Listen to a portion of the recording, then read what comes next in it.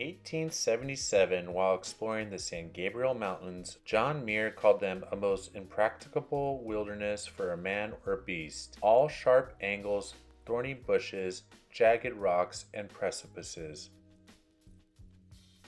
This episode is different. It's not the usual content I make. About a month ago, I drove deep into the Angeles National Forest, way back on Highway 2 to the 6,000-foot trailhead leading to Waterman Mountain via the West Upper Ridge Trail. At that time, it had been about a month since Monica Reza went missing off this trail. Like so many others, her story stuck with me. Over the past 5 years, we've heard about too many hikers vanishing almost as if they disappeared off the face of the mountain. No signs, no closure for their families, sometimes not even remains. I've had enough. I've spent years building up outdoor experience, survival skills, and gear, and I realize I just can't sit back anymore. My lifestyle doesn't really allow me to commit full-time to a search and rescue team, but I get an overwhelming sense of guilt if I don't at least go out and use what I've got to try and help even a small way. In this episode, I head into the remote area where Monica's beanie was found nearly 1,000 feet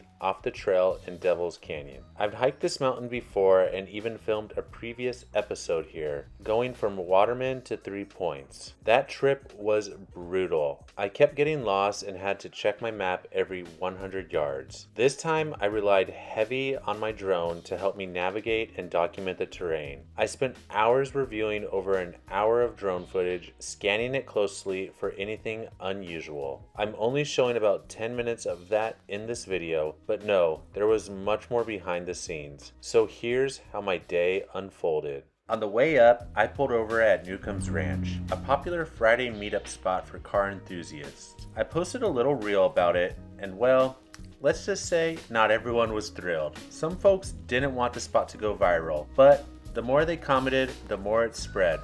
Oh well, that's the internet for you.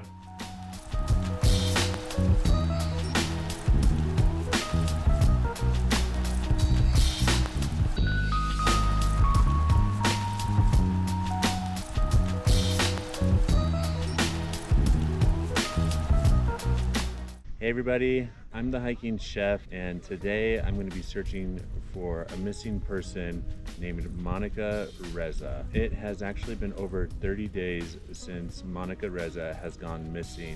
I don't know how this episode's going to turn out. If this is family members and friends watching this video, I'm really sorry for your guys' loss. I also might bring up some possibilities of what happened to Monica. I just want to inform people of what can happen out here. This video is being made with the utmost respect and love for a fellow outdoor enthusiast, Monica Reza, the only person out here right now.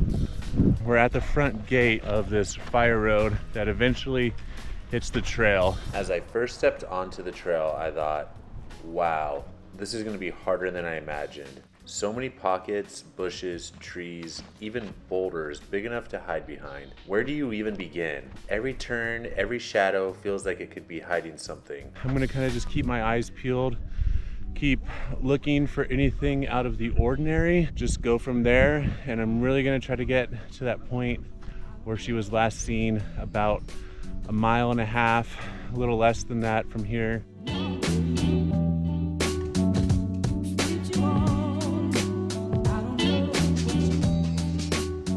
Monica was last seen way at the top of this point where I'm headed, right there. But as you can see, there's all these little canyons and chutes which she could easily maybe have mistaken and gone down.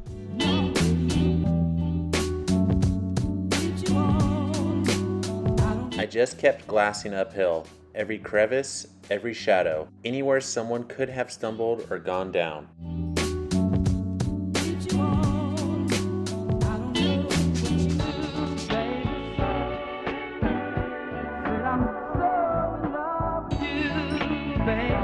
Right behind me is what looks to be like a little rock outcropping or rock fortress that's sticking out of the ground. And just kind of looking at it first glance, I see a lot of little like caves, like little crevices. The guy was only 30 feet in front of her, maybe a mountain lion walked out in front of her and Monica was only about 100 pounds, the mountain lion could have thought to take her on and then drag her somewhere. I know it's really gruesome and no one wants to really talk about it, but that's really likely what happened. I'm really sorry to have to say this, but I just don't see any other situation happening. Another possibility could be, I've had speculation on, is a serial killer. Once again, these mysterious hikers have been missing only the past 5 years, almost disappearing off the face of the mountain. No explanation. No one ever finds them. Maybe just a clue here and there. Could it be a serial killer lurking out here? You know, just following people, maybe living up here a couple days at a time. If you guys think something or agree with me or something else could have happened to her, and please leave a comment below. Let me know. Since then, I've heard other rumors, even talk of possible kidnapping. No matter what the theory is, it's all awful, and it doesn't change the fact that someone's missing.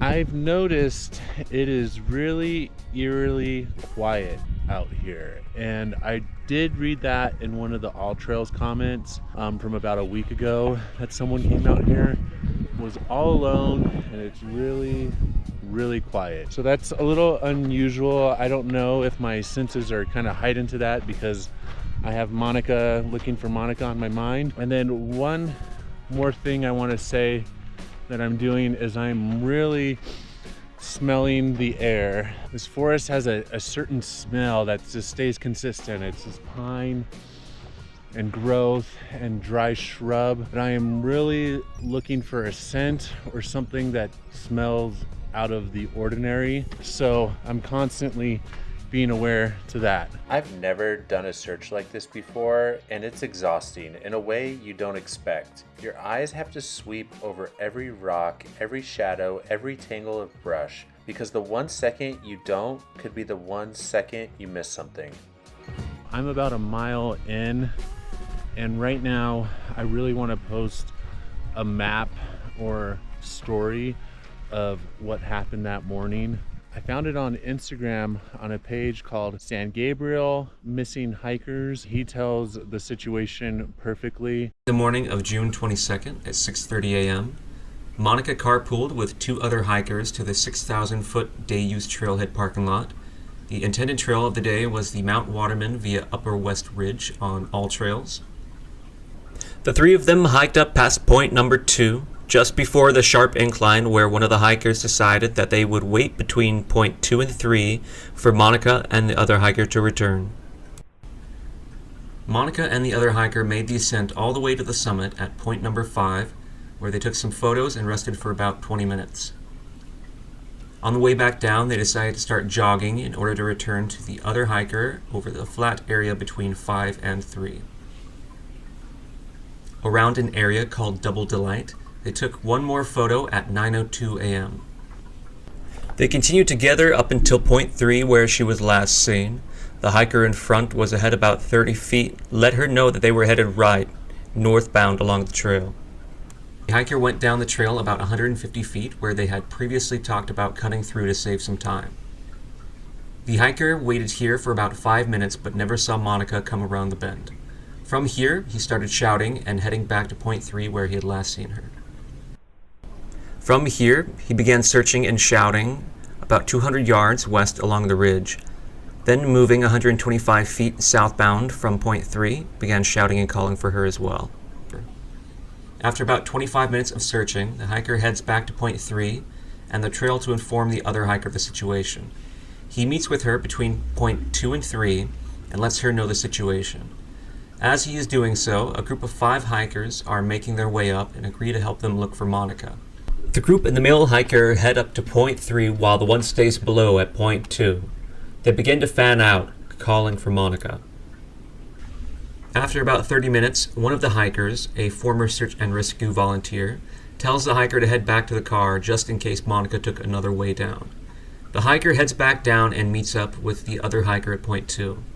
Then from here, between point 2 and 1 at 10:52 a.m., they decide to use their Garmin inReach to get search and rescue involved. From the parking lot, they are able to flag down some vehicles to help get a hold of the sheriff's office. Down a sheriff deputy who arrived on the scene at 11:15 a.m. By noon, the first search and rescue members arrive. The following morning on June 23rd, search and rescue locate Monica's beanie about 500 feet off trail in this area, leading everyone to believe that instead of turning right northbound, she had gone left southbound off the ridge. Up until now, this is the only clue that has been found. Something is really telling me to go up this canyon right up here. I'm gonna backtrack a little bit and really take my time and pick through this canyon, which would be on the other side of the ridgeline where her beanie was found. I have the map downloaded on Gaia. It's a GPX, which is extremely accurate, a lot more accurate than all trails. I'm about 1,000 feet from that steep trail that I was just out. At the top of this is where her beanie was found, but on the other side of the ridge. I'm just gonna check this canyon out, take my time. I hope I make it to the top. If not, I'm gonna have to kind of come back down and do a big edit. Hopefully I can get up there. I kind of see a little bit of a route, so let's go see. At this point, it hit me. Whoa, you're really doing this. And then the thought I've been avoiding crept in. What am I gonna do if I actually find her?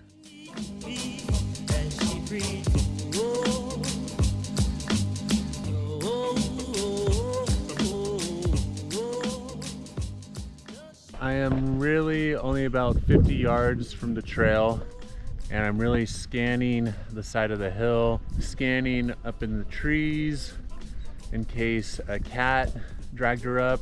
I'm not even close to losing hope, but I'm just amazed. It's like finding a needle in a haystack out here. So I'm really trying hard. I'm gonna keep on heading up to that ridge line. Like John Muir said, this is some of the nastiest, steepest country you'll ever see.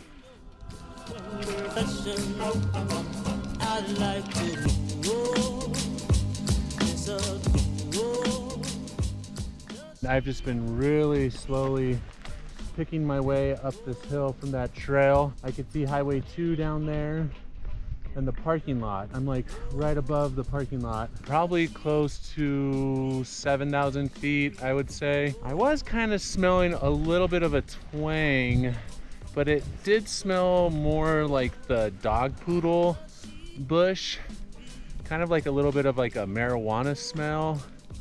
So nothing other than that. Looking up at every single tree I pass just in case. I'm gonna get up to the top here, probably look up and down the ridge for a little bit, maybe about an hour, and then I'm gonna take the drone out and see what I can look at from there. Please, if you guys notice anything in this video, comment below. As you can see, I'm back on the trail now, headed through the curve that turns directly east towards Mount Waterman. Since she went missing, search and rescue has clearly marked the path with sticks to keep hikers from wandering off. Something interesting I learned while up here, this exact spot marks the border between San Gabriel Mountain Range and the Angeles National Forest. I am exactly at the right spot where Monica was last seen. I'm headed directly at Mount Waterman, where they found her beanie back there. It's just maybe a couple hundred yards. If you look around me, there is so many like boulder mounds up here. Kind of makes for a great home for a mountain lion, so I don't really like that. I'm constantly kind of looking around me. So lots of places to maybe drag her. I hate talking about this, but it's real. I'm gonna kind of just look a little bit further up here towards Mount Waterman and really fly my drone really good all around these rock outcroppings and down where they found her beanie. Maybe I'll make my way towards that direction and also fly around there and down. I have about an hour of flight time. I'm starting to get really sad up here too. I've been up here before, and there's definitely a distinct trail now that they made. I was trying to really show it in a couple of the last shots, but before there was no trail at all. I'm gonna head up here a little bit towards Mount Waterman and see what I can find. I couldn't believe it, but I'm 99% sure this was mountain lion scat right on trail. On this day, it was close to 90 degrees up here, and while I was editing, the Forest Service actually rescued someone who had come up looking for Monica. They've advised against going out to search for her. The heat and the unforgiving terrain can get you into a lot of trouble fast.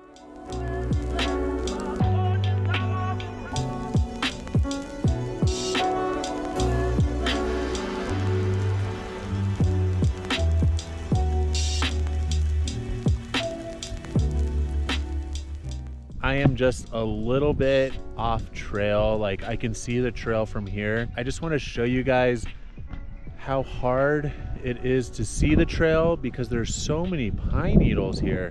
And I do think they cleaned the trail up since they've been searching for her, because the last time I was through here, you couldn't even see the trail. You just had to rely on your map. And so without a map, it is so easy to get turned around. I was really stressing in that episode when I was up here alone because I just felt so isolated from everybody and honestly lost, like off and on, taking the wrong turn, having to turn back, go back uphill to get back on trail. Check this out, you guys. Look at the ground here. And here comes the trail right here.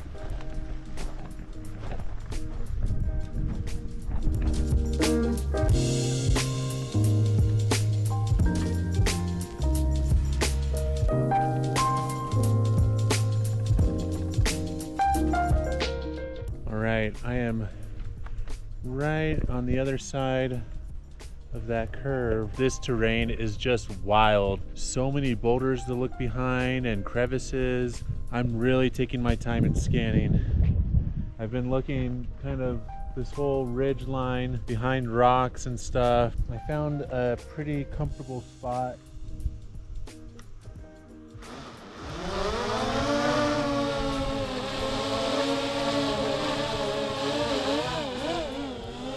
I also want to be vigilant of my surroundings. If she did get attacked by a mountain lion, I do not want the same thing to happen to me. So I constantly need to be having my head on a swivel. Work complete. Are headed back to the lab. Testing 1, 2. Diane, it's 4:28 a.m. You should have something for us by now.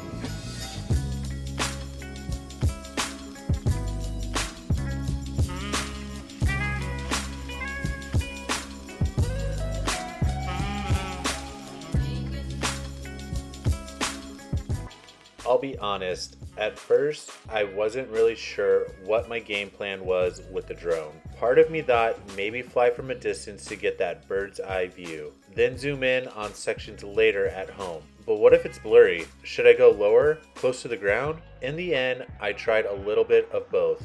Flying through the trees was a lot tougher than I expected, and every time I dipped behind rocks, I started losing reception.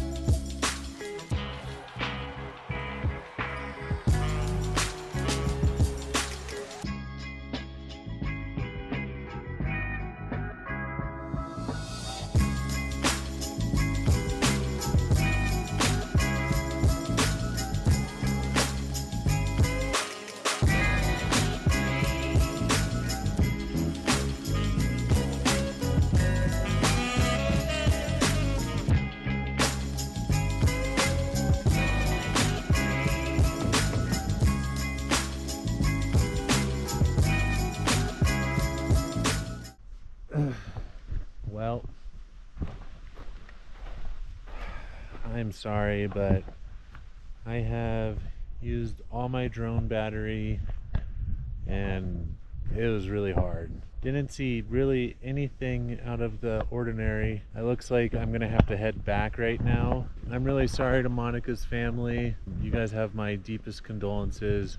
I'm gonna get going and head back to the truck. John Muir once called these mountains a most impractical wilderness. And you know what? He was right. They are rugged, steep, and unforgiving. But they also are a place of beauty and resilience. And I believe, just like these mountains endure, the truth about what happened to Monica will endure too. Until one day, it's finally found. Thank you so much for watching, everybody. If you like this video, give it a thumbs up. And if you want to see more hiking and cooking outdoors, please subscribe to my channel. I will see you guys next episode.